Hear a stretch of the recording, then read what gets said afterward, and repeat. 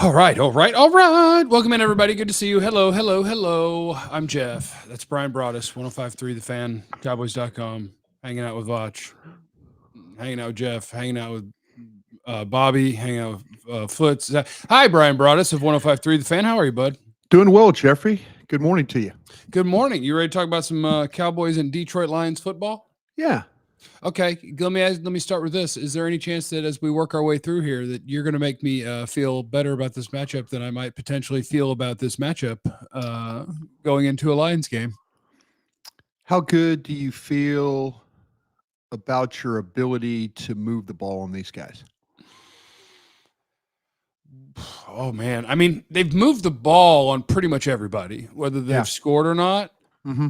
My issue with this matchup, I guess, is mostly Cowboys defensively. Yeah, I think that's. I actually think you just block Aiden Hutchinson with 7 people, and you got a chance. No, absolutely. He's going to create the most pressures. They really do struggle as a unit to create pressure. They do play a ton of man coverage, and they do like to play base packages, which Dak Prescott thrives in, believe it or not. If you look at metrics, most teams are about 48% with their base. When they face base defenses and stuff like that, Dak's over 60%. He hadn't been sacked yet in a base defense. He completes passes in a base defense. If the Lions are going to play base defense, Dak Prescott's got a chance to succeed. They'll play base defense because of they have a lot of trust in their secondary. And with Branch and his ability to play as a safety, play as a slot, they really got 4 corners that can cover. So they feel like they can match up with you. If you get in 11 personnel, they feel like they can match up with you. You get in 12 personnel, they feel like they can match up with you.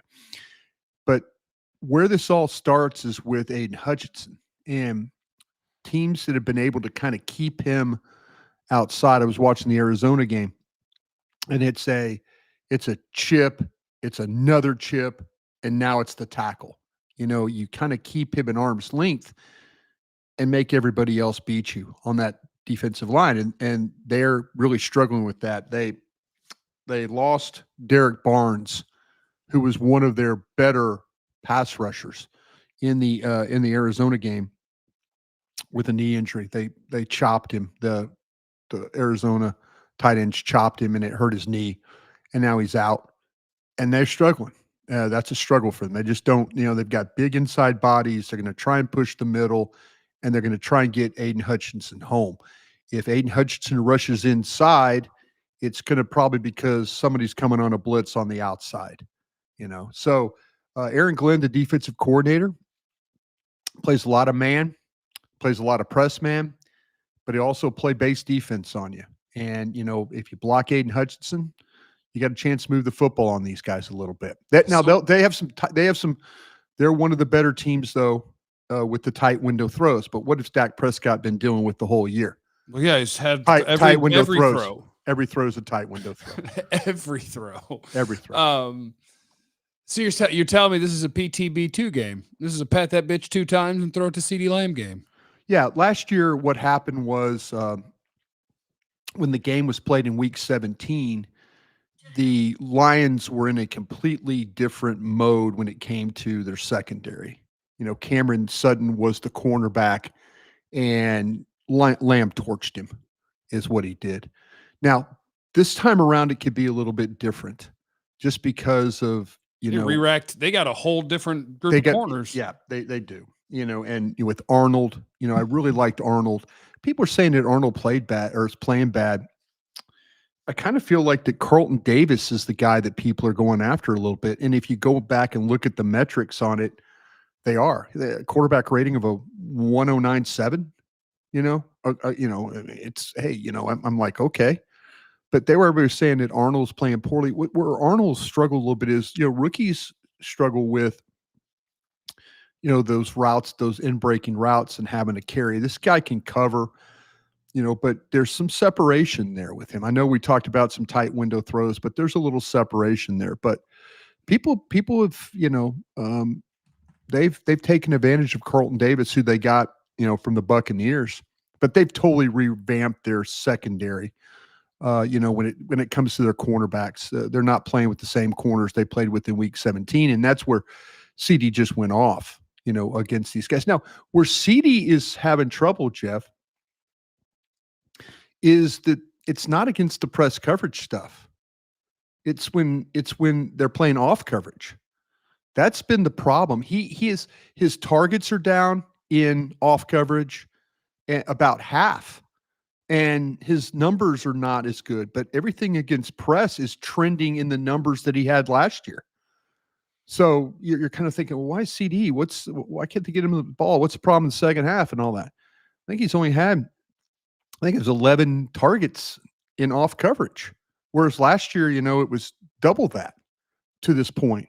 So they need to figure that out, how to get him the ball more in off coverage. And, we'll see how much off coverage, though, the Lions really play in this game. Yeah, I think you could just look to a year ago. Mm-hmm. And a year ago, I believe it was after 5 games when they just CeeDee just exploded. He'd had enough. Yeah. And then his production just exploded. And I don't know, do you put any of it on? Like, look, you weren't at camp, and we talk about this a lot. Dak talks about this. Whoever hangs out with him in his backyard, he ends up throwing to. And Jalen Tolbert hangs out in the backyard, so he gets the rock. And eventually you'll figure it out. And CeeDee will end the year with 1,300 yards, and we'll be okay. And this would be a nice week to start that, because I feel like they're going to need to score some points. They will keep up, because where I absolutely hate the matchup is on the other side. Yeah, and this is the problem. You have an elite play caller that plays with reduced formations. He's going to make you defend bunch formations. He's going to make you defend an eye back. He's going to make you defend tight ends that block. He's going to make you defend a quarterback that plays under center. He's going to make you defend a quarterback that plays a ton of play action, and they're really good at it. And he's going to make you defend the middle of the field, because these guys will cross, and they're in breaking routes. Nobody runs more crossing and in breaking routes than these guys. Nobody in the league. And so much play action. Like they run the ball really well. Yeah. They hit the easy buttons for the quarterback. And so, I'm looking at a Lions offense where I feel like the Cowboys tackled well last week, but over the course of the season, I don't feel like that's the case. Nope. And so then you introduce, let's just talk about their running game first. Probably the best duo of running backs in the league. Mm-hmm.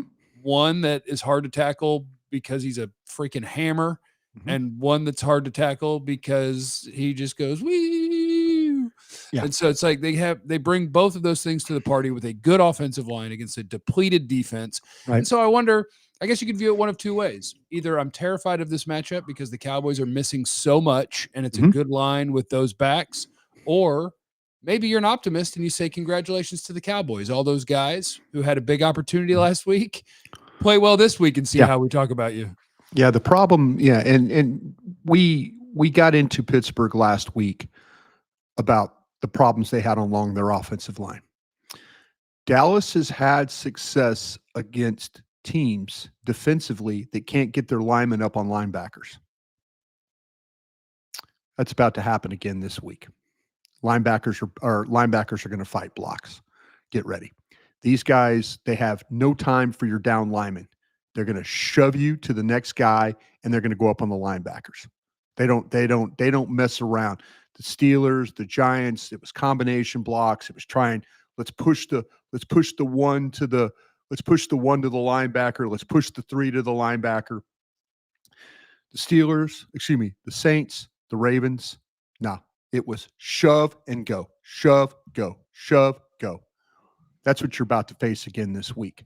Yeah. And you're going to get a little bit of this where these two backs, and you mentioned him, they play in the eye. We saw with the Saints how they carry the ball to Alvin Kamara. They carry it to him. Hut, boom, grab, take the snap, carry it to him, and then he finds the hole. These are two of the most patient running backs I've seen run footballs. They wait for everything to kind of develop, and then they go. Wait, go. And they're fast enough to make it work. but they got an offensive line that doesn't fall on the ground, doesn't flop around, and they stay on their feet. And the thing about it is they get Frank Ragnow back this week. And he is one of the better centers in the league. And he's going to do a good job. They're a group that I think on the left side, when you rush the passer, Decker over there is going to be maybe a guy you want to attack, but ball's going to come out quick. They're going to try and get the ball, like I say, St. Brown underneath, those guys are just going to try and get it. LaPorta, they're going to try and get it to him. Wouldn't be surprised if you see Jordan Lewis in this game carry LaPorta a little bit. Last year when LaPorta, he had some success against your safeties. Bell covered him quite a bit. Bell was a linebacker at the time. He got cursed a couple of times. But then when he had to run routes against corners, didn't get it done as well. So they're going to have to – I would treat him like a wide receiver on some of these down and distance things you're going to have to deal with. But, yeah, this offense is legit because their offensive line can pin and pull. They can trap. As much four-man line as Dallas plays with the spacing they play with, you're going to get trapped in this game. They're going to set you up. They're going to flash, kick, and trap is what they're going to do. And you just got to be ready for it because when Dallas's linebackers have free run, they play really good run defense. When they don't, that's a problem. And it sounds like this team's going to be a problem. Yeah. Sounds like they're not going to have free run in this game. Not much. Shout out to our buddy Vance in the super chat. He said, random question. What coaching or scheme thing you see on film drives you mad? Example, it hurts my coaching soul seeing D play cover 2 against trips. I will tell you, it's more of it's a coaching thing, not a scheme thing. My least favorite thing, especially in Cowboys football of the last 15 years, however long since Jason Garrett was here, boy, the Cowboys love if they throw an incompletion on first down to run the ball on 2nd and 10. And every time you run the ball after an incompletion on 2nd and 10, I die just a little bit inside. Yeah. Just a little bit. Like, here we come, 3rd and 7. Let's get it. Yeah. It's I will say this. That 3rd and 6 run that he popped the other day against the Steelers got me by surprise a little bit. But I'll tell you what, you're about to play a coach that lets his OC play 4 downs. Oh, yeah. It's 3rd and 9, 3rd and 7. Dude will run the ball. He will run the ball Ben Johnson will run the ball on 3rd and 9. And now it's 3rd and 1 or 3rd and 2 or 4th and 2, excuse me. And Campbell will click over and go, you got a play ready? They'll run a play, And Ben's got 6 plays ready. You almost have to play unconventionally against these guys just because how aggressive the head coach is. We saw that last year going for 2 and all that stuff. I mean, he has no time for your feelings or, he's loaded up and ready to go. So it's a very difficult offense to deal with. There's things defensively that you can maybe take advantage of. If they're going to play base defense against you and you have a quarterback that's very comfortable playing against your regular base defense and you block that number 97 on passes, okay. I mean, there's going to be some tight window throws, but like I said, you and I've talked about, it's been that way the whole damn year. Tight window throws. They're used to it. He's one of the best tight window throwers in the league because of that. Can I riddle you this? I agree. Hutchinson is the only problem that they bring as a pass rusher. Yeah. But when you watch Tyler Guyton this year, are you seeing any signs of improvement or progress, or are they going to have to look around and go, uh-oh? No, I mean, the kid hasn't played anybody that's not.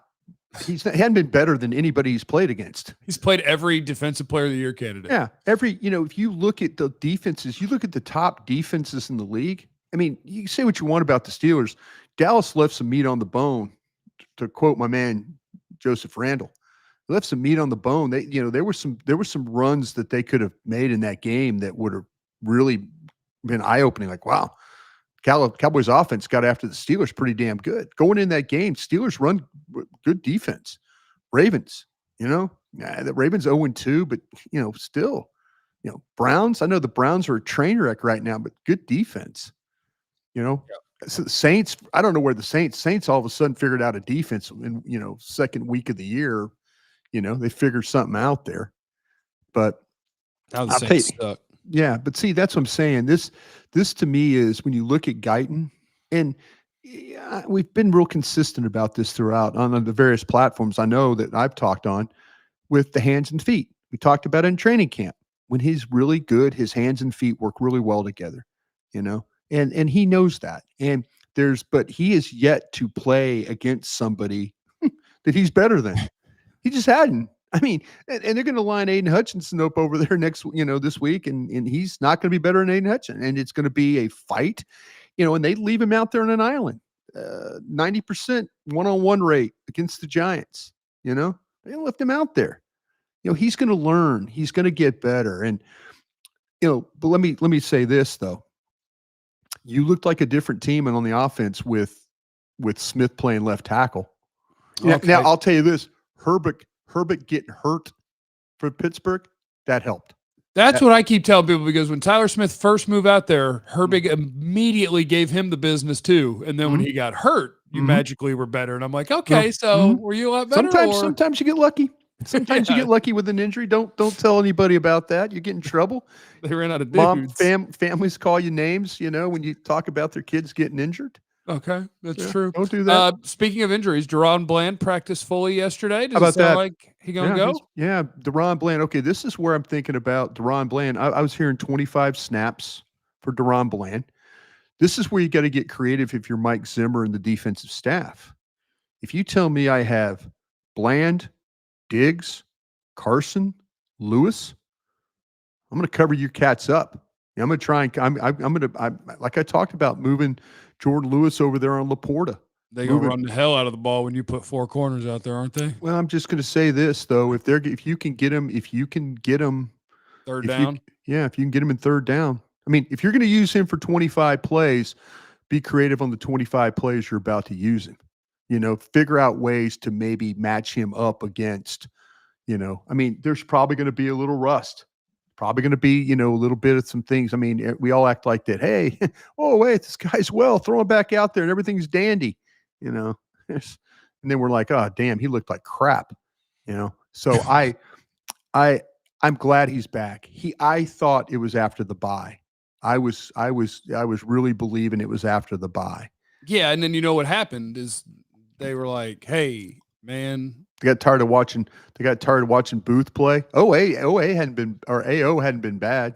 They watched both of them play, and then they got ready they were watching their Lions tape, and they were like, hold on. We got to cover LaPorta. Well, Bland, I tell you what, Bland had some trouble in that game last year. His numbers weren't particularly great. Not as bad as Seattle.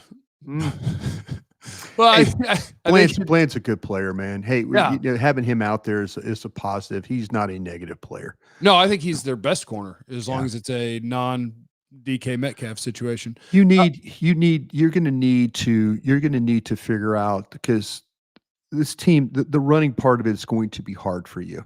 Yeah. The running part of it is going to be hard. And like I say, if you can get them in some pass rush situations where, Ragnow is going to be the center. Glasnow is probably going to be the other guard, and he's giving up pressures. You watch him when he was having to play center, he was giving up pressures. When he played guard, he was giving up pressures.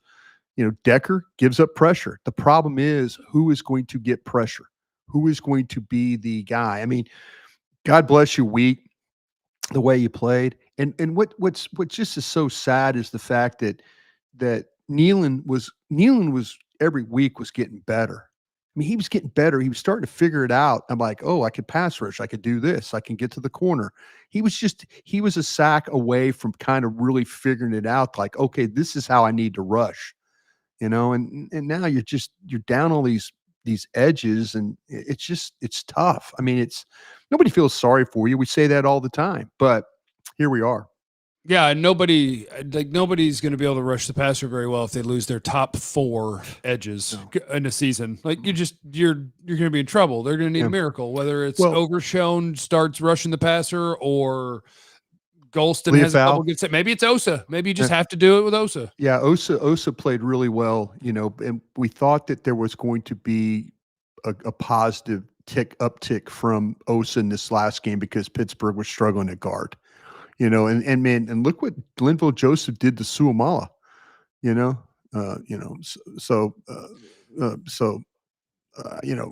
I was, I could say, I just kind of hope that they figure out the run stuff. I really, really do, because you're going to get a steady diet of that ball coming at you downhill with those backs, and they're going to test you. They're going to test you. That are you physical enough to get off blocks? And I'll tell you what Arizona did real quick, Jeff. Arizona played some slant front, and I mean slant front of like, okay, say all the Lions were running the ball to their left, and what happened was the Arizona Cardinals slanted opposite. So everybody's stepping left for the Lions. Everybody's stepping left for Arizona. And now all of a sudden guys were overrunning blocks. And then they were confused. Yeah. And then they came up the field and they were able to kind of like, the danger of that is you can run yourself out of the play. Yeah. You can run, and you usually do it if you worry about playing against somebody that has a lot of power, because you don't want to go toe to toe with these guys. You want to just step and then, and then maybe avoid the block, get in the gap, and try and take care of everything. And Arizona did that a couple times and it worked. I don't know if Mike really wants to play full slant, and then fill slant to the strength or slant away from the strength, and then try and fill opposite of where the slant's going. That might be something that we see in this football game. Arizona had some success. I don't think you want to do it all the time, but it might be something that kind of get you a stop or two. Shout out to our guy, the Lando Show, super chat, just says for the brand. Mike's in the super chat. Are we asking too much of the banged up Dallas D-line to repeat last week's success against the Lions, fresh off a bye at full strength? I think, yes, you're asking too much. Yeah. But also, what choice you have. Right. Like here we go. This is the game that we're going to play. And I don't know, you think any given Sunday thing applies here. And it's fun. How about on your offense though? Are we asking too much of the offense and the quarterback and the receiver and the play caller to have a really good solid game plan and put up some points? No, you gotta hang 30. You do. I said this to Vach last night. Vach asked me how many points you need in this one. I said I need 4 touchdowns. I need 28 points.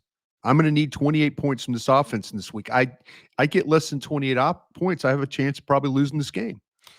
Yeah, I think it's a really, really tough matchup for a number of reasons. Like we talked about their running backs. We talked about Sam LaPorta.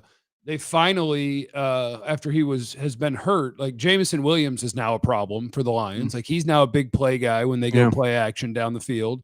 Amon-Ra St. Brown is still here. Tim Patrick's not a bad player. They can throw to their back. So there's 6 guys they can throw to, a couple guys that they can hand it to. And Jared Goff's a stud when he's not pressured. Not pressured. If you pressure him, he's a whole different quarterback.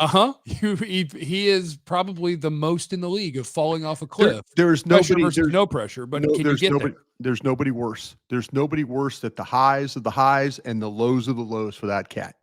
Used to be you get him in cold weather outside, he would fall apart completely. Yeah. Now it's if you pressure him, the valley where he starts to where he goes is pretty significant. You saying my guy's hands are too small for that cold weather? I'll tell you what, one time at the combine, man, you were defending that cat. Hey, he's a good player. Yeah. He's a good player. You and KT was like, look at those tiny hands. Look at those tiny hands. And then you're like, and then he answered a question about the tiny hands, and you like were cheerleader, man.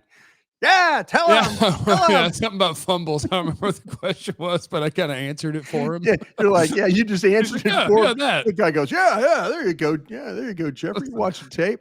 People were trying to tear down my guy. Did anybody take more of a beating at quarterback than that guy? Remember at Cal film, every time he went back, he got hit.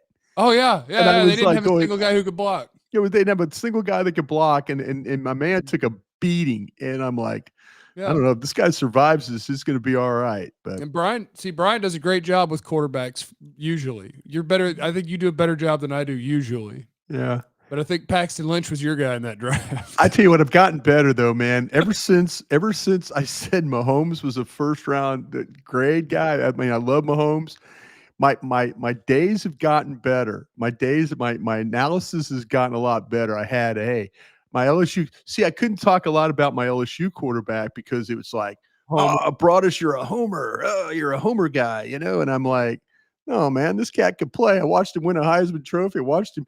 He drug a LSU team that had no defense to like 10-win seasons. I'm like, okay, yeah, if you want me, you can call him slight and all these stuff, but dude's accurate. He runs away. Yeah, he'll be fine. I'll tell you what the thing about the Commanders. Cliff Kingsbury's figured out how to run the ball. Yeah, that offense is kind of used to be just throw. He's kind of figured out how to run the ball. Isn't it wild? Some coaches, like, they have an opportunity, doesn't go great, and then they get better. Isn't that? Well, he went to USC. He spent a couple years at USC when he wasn't hanging out in Thailand, and so he was, I don't know. Would you go to Thailand if you got fired? Man, I would go everywhere. Last night I almost bought a thing on Amazon Prime. I almost bought this whole package of Africa. Some sort of learning thing where there's history stuff in there, but there's also like geological and geographical and places to go. Samurai? Were you going to be a samurai? Is that what you were going to go do? I don't want to be a samurai. I just want to see the samurai stuff. I want to go see everything. Crazy, if you built something 2,000 years ago, Jeff wants to see it. I want to hang out and I want to touch it and I want to be there. So yes, I would go to Thailand and I would go everywhere else. Jeff the historian. Well, let's hope history's on the Cowboys side. I don't think Dak's ever lost these guys. I believe they've won their last 6 against Detroit. Last loss 2013. Come on. So you heard it here first. Come on. Cowboys. I think I was at that 2013 game. Was that the one? No. Was that the one that Megatron? Oh, Brandon Carr, right? Yeah, about 5. No, I think it was a lot of people. No, it wasn't. Brandon Carr got hurt, I believe, but it was like he put like 250 on somebody, and they kept playing single coverage. It was the ball kept going over the top, and I remember the Cowboys were up. The bad play in that game was Tyron Smith got called for holding as they're trying to run the clock out, and it stopped the clock. I'm gonna look this up. No, it was definitely Calvin. It was definitely Brandon Carr. Oh, was it Carr? But Brandon Carr says he'll come back stronger after defending Calvin Johnson. 329 receiving yards. I was on the sidelines. I was on the sidelines for that. I'm like, I looked at Derek Eagleton. I'm like, what the F are we doing? And I'm like, I'm close enough to the sidelines where like guys were hearing me. And Brandon Carr walks over. He's like, "You're right, Brian. I'm sorry. I'm going to do better. But my God, could I please get some safety help? They just tell me to play man against this guy, and he's bigger, stronger, and faster. What the F do you want from me?" That ball just kept going up into the air. I just kept seeing it go in the air, and this big body just kept going up to get it. I was like, God.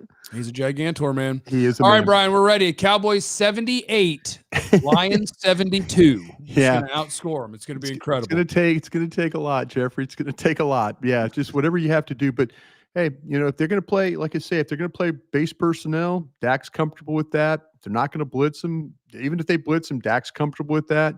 It's going to be about this offense. This offense is going to have to find a way to score points. You can't go down the red zone. You can't fall apart down there, and if they do, well, hey, it's going to be probably a shootout game. Dallas's defense is going to be under attack the whole game here, especially them trying to run the football. Got to be ready for that. Check out Brian everywhere where he broadcasts, which is pretty much everywhere. Cowboys.com, 105.3 The Fan, Love of the Star, Vach Lombardi's pay. Look, he's everywhere. Okay, Cowboys.com. And you can check me out on the channel you're currently sitting on, youtube.com/Jeff Cavanaugh and youtube.com/@DLLS_sports, where we do a show 4 days a week and a pre and post game show for the Cowboys. All right.